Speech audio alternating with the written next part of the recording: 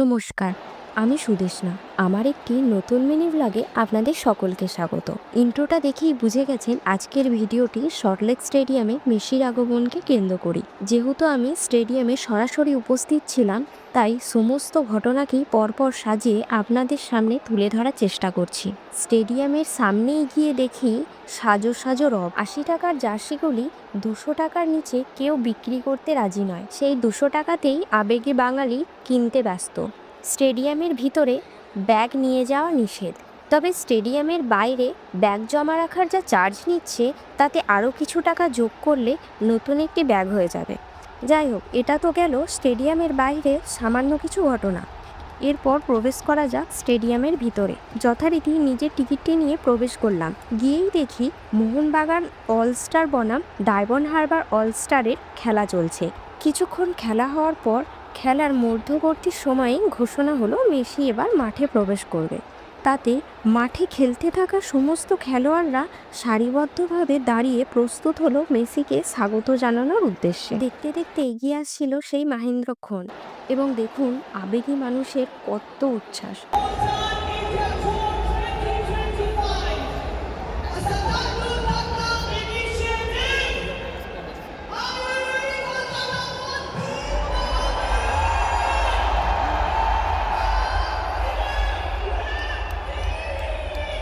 এরপর মাঠের চারপাশ থেকে সাদা নীল বেলুন ভাসানোর ঘটনা থেকে উপলব্ধি করলাম মেসি মাঠে প্রবেশ করেছে।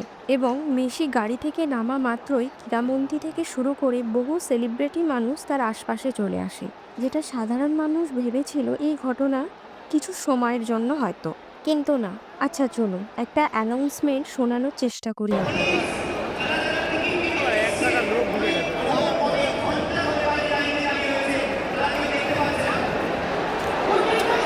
সকলকে বারবার মাইকিংয়ে রিকোয়েস্ট করা হয় যেন তারা মাঠ থেকে বেরিয়ে আসে, কেননা যারা সাধারণ মানুষ টিকিট কেটে মেসিকে একটি বারের জন্য দেখতে এসেছে তাদের যেন সেই সুযোগটা দেয়া হয়। কিন্তু সেলিব্রিটি মানুষদের মাঠের বাইরে আসা তো দূরের কথা, ভিড়টা যেন উত্তর আরও বাড়তে থাকে।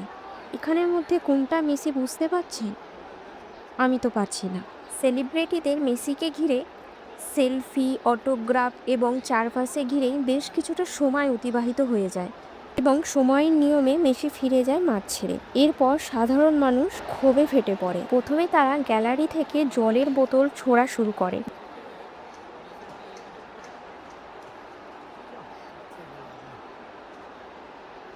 দেখতে দেখতে যত ব্যানার, পোস্টার সমস্ত নষ্ট করতে থাকে।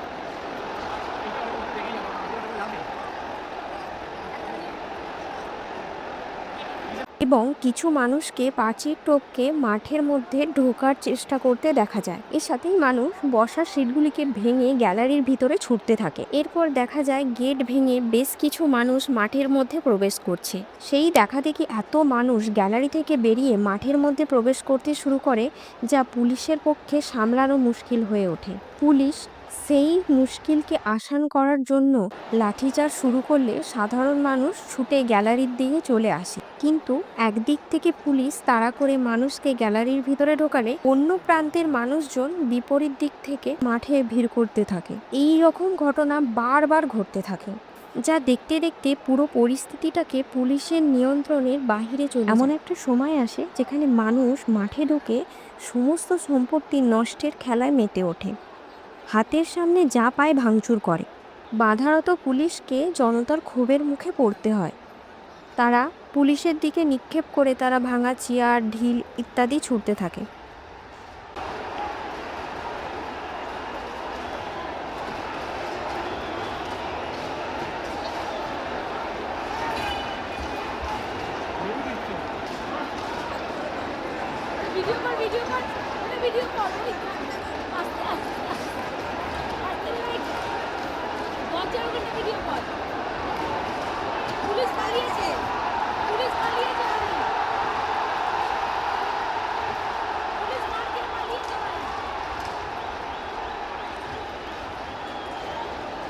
একটি সময় পুলিশ ফোর্স গ্যালারির ভিতরে ঢুকে জনতাকে নিয়ন্ত্রণ করতে চাইলে সেখানেও তাদের আক্রমণ করে জনতা।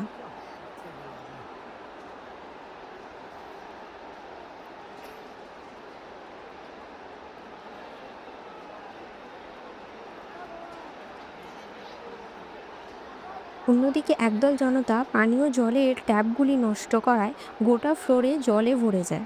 তারপর আমি উপর থেকে নেমে এসে মনে একটু সাহস নিয়ে একবার মাঠে ঢুকেছিলাম। গিয়ে দেখি এক অন্যরকম অবস্থা। কেউ সেলফি নিচ্ছে, কেউ ছুটে বেড়াচ্ছে, কেউ ভাঙচুর করছে, কেউ জিনিসপত্র নিয়ে বাড়ি যেতে ব্যস্ত, ইত্যাদি। সেটা দেখেই তাড়াতাড়ি সেখান থেকে বেরিয়ে আসাটাই ভালো মনে করলাম। মাঠ থেকে বেরিয়ে এসে দেখি খাবার বিক্রি হচ্ছে মাত্র 50 টাকায়। যদি সমস্ত পরিস্থিতি স্বাভাবিক থাকতো তাহলে খাবার প্রস্তুতকারকরা এটি 300 টাকায় বিক্রি করবার পরিকল্পনা করেছিল। যাই হোক, খেয়ে নিয়ে স্টেডিয়ামের বাইরের দিকে রওনা দিলাম। গিয়ে দেখি ক্ষুব্ধ জনতা তাদের ক্ষোভ রিপোর্টারদের কাছে উগরে দিচ্ছে। কেউ বলছে, মেসিকে যখন সেলিব্রিটিদের হয়েই থাকতে হবে তাহলে আমাদের টিকিট বিক্রি করলো কেন? আবার কেউ সেলিব্রিটিদের অকথ্য মন্তব্য করছেন, ইত্যাদি।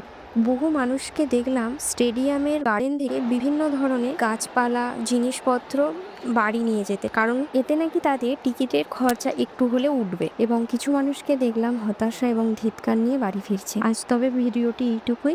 ধন্যবাদ।